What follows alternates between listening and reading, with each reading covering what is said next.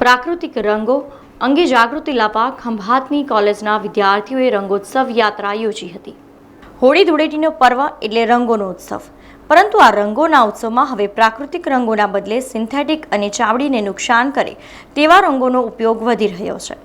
ત્યારે લોકોમાં પ્રાકૃતિક રંગો માટે જાગૃતિ લાવવા ખંભાતની કોલેજના એમકોમ કોલેજના વિદ્યાર્થીઓએ અનોખું અભિયાન હાથ ધરી રંગોત્સવ યાત્રા યોજી હતી।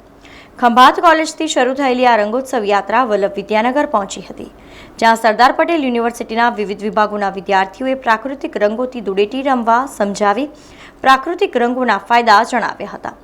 આ રંગોત્સવ યાત્રા દંતાલી ખાતે શ્રી ભક્તિ નિકેતન આશ્રમ પણ પહોંચી હતી, જ્યાં પદ્મભૂષણ સંત સ્વામી સચ્ચિદાનંદજીએ યાત્રાનું સ્વાગત કર્યું હતું અને આજના સમયમાં પ્રાકૃતિક રંગો અંગે જાગૃતિ જરૂર હોવાનું જણાવ્યું હતું। આમ પ્રાકૃતિક રંગોત્સવ યાત્રા યોજી પ્રાકૃતિક રંગો ભરેલા કળશ સાથે વિદ્યાર્થીઓએ પ્રાકૃતિક રંગોનો સંદેશ આપ્યો હતો। હસનભાઈ રાણા દ્વારા એક કળશ યાત્રા યોજવામાં આવી હતી, જેમાં અમે પ્રાકૃતિક રંગોત્સવની ઉજવણી કરી। એમાં સૌપ્રથમ અમે કળશ લઈને સચ્ચિદાનંદ દંતાલી ખાતે ગયા, ત્યાં અમે એમને કળશ આપ્યું, ત્યાં અમને ભોજન કરાવવામાં આવ્યું। આ રંગ બનાવવા માટે અમારા વિદ્યાર્થી મિત્રોએ ખેતરમાં જઈને કેસુડા ભેગા કર્યા, તેને 3 દિવસ સુધી તાપમાં સુકવ્યા બાદ તેને ગરમ પાણીમાં નાખીને એને ગાળીને અમે કેસુડાનું પાણી બનાવ્યું છે અને એને કળશમાં ભર્યું છે।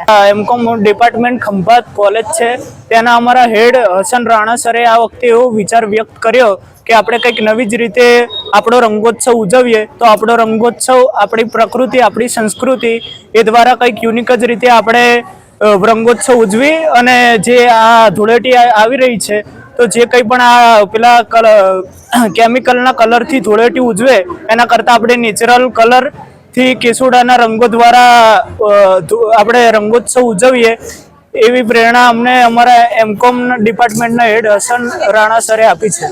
કેસુડાના પાનનો બનાવેલો જે રસ છે અને રંગ છે એ અમને કળશ રૂપે આપ્યો છે।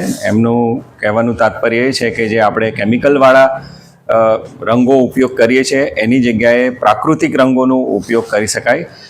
રેલીના આમાં ભાગરૂપ બન્યા અને અમને સારો એવો સંદેશ મળ્યો, એટલે ખંભાત કોલેજના તમામ વિદ્યાર્થીઓ, સ્ટાફ મિત્રો, પ્રિન્સિપાલ અને ટ્રસ્ટીશ્રીનો ખૂબ ખૂબ આભાર।